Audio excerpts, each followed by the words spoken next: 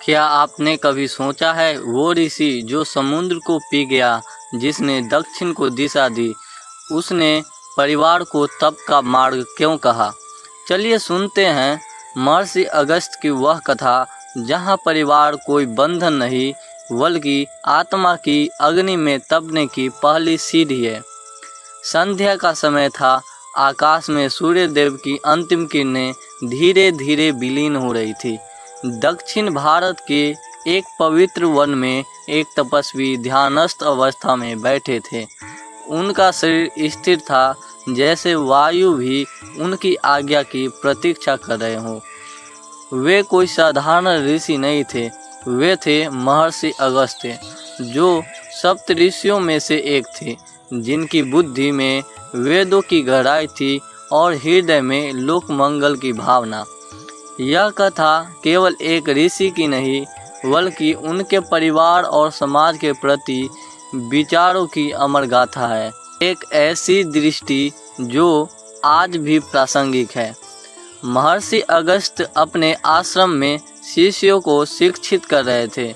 एक दिन एक युवा ब्राह्मण वसु उनके पास आया और बोला, गुरुदेव, मुझे संन्यास ग्रहण करना है। संसार का मोह त्याग कर केवल ब्रह्म को पाना है। महर्षि अगस्त्य मुस्कुराए। वे जान गए कि वसु अभी अधूरी समझ में है। उन्होंने कहा, संन्यास महान है पुत्र, परंतु क्या तुमने अपने माता पिता, पत्नी या बच्चों के उत्तरदायित्व से मुक्ति पाई है? वसु बोला, गुरुदेव, वे तो बंधन है, आत्मा तो स्वतंत्र है। तभी अगस्त्य ऋषि ने अपनी आंखें खोली और बोले, पुत्र, परिवार कोई बंधन नहीं, वह एक कर्म क्षेत्र है जहां आत्मा प्रेम और त्याग के माध्यम से स्वयं को पहचानती है। महर्षि अगस्त्य ने स्वयं एक आदर्श प्रस्तुत किया था। उन्होंने विवाह किया था एक राजकन्या लोपामुद्रा से, जो विद्या, बुद्धि और तेज में अद्वितीय थी। जब ऋषि अगस्त्य तप में लीन होते, लोपामुद्रा आश्रम का संचालन करती। वे केवल पत्नी नहीं, सहधर्मचारिणी थी। एक बार ऋषि अगस्त्य ने कठोर तपस्या आरंभ की।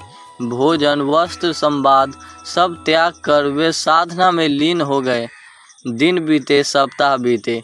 लोपामुद्रा ने कहा, स्वामी, क्या आप इस तपस्या में अपने परिवार को भी भूला बैठे हैं? महर्षि अगस्त्य ने उत्तर दिया, प्रिय, मैं संसार से नहीं भाग रहा हूँ, मैं उसे भीतर से साध रहा हूँ।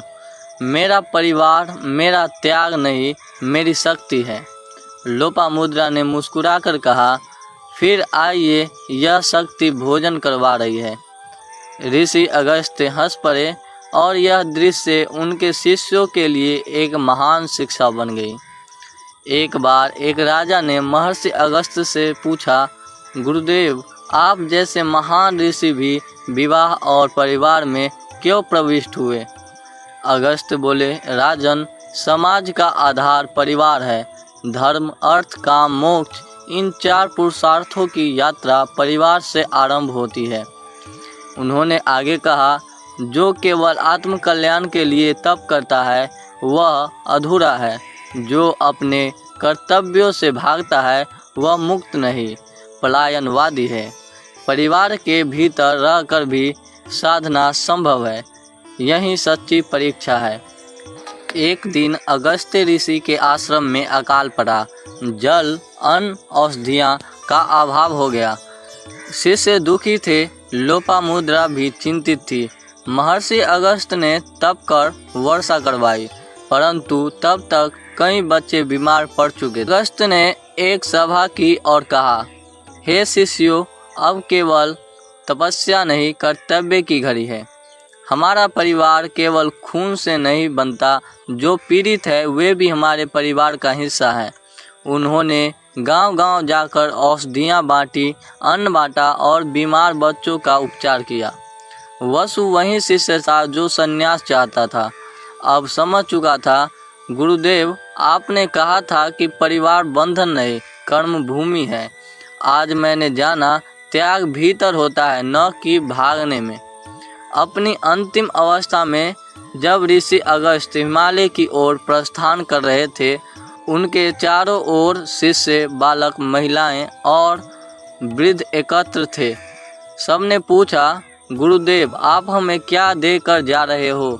महर्षि अगस्त्य ने हाथ उठाया और कहा, परिवार केवल रिश्ता नहीं, वह एक संस्कार है। परिवार में सेवा करो, त्याग करो, प्रेम करो, यही तुम्हारा धर्म है। ब्रह्म को पाना है तो पहले परिवार में ब्रह्म को देखना सीखो। यह कहकर वे अंतर्ध्यान हो गए और उनकी वाणी आज भी गूंजती है। महर्षि अगस्त्य ने परिवार को केवल एक सामाजिक संस्था नहीं, बल्कि आध्यात्मिक प्रयोगशाला के रूप में देखा। उनके लिए परिवार एक तप स्थली था, जहाँ व्यक्ति त्याग, सहिष्णुता और प्रेम के माध्यम से आत्मज्ञान की ओर अग्रसर होता है। उनकी यह दृष्टि आज के युग में और भी अधिक महत्वपूर्ण हो जाती है, जहाँ अक्सर स्वतंत्रता के नाम पर कर्तव्य से मुंह मोड़ लिया जाता है। इस कथा का संदेश स्पष्ट है, परिवार को बंधन नहीं, सेवा का अवसर मानो, यही मोक्ष का मार्ग है। तो प्यारे दर्शक बंधुओं, यह कथा आपको कैसी लगी कमेंट करके ज़रूर बताएं, और आपने इस कथा से कुछ सीखा हो तो वीडियो को एक लाइक ज़रूर करें और वीडियो को शेयर अवश्य करें, क्योंकि ज्ञान को फैलाना भी पुण्य का काम होता है। और ऐसी ही वीडियो रोज़ पाते रहने के लिए भक्ति ज्ञान रविराज चैनल को सब्सक्राइब जरूर करें। धन्यवाद।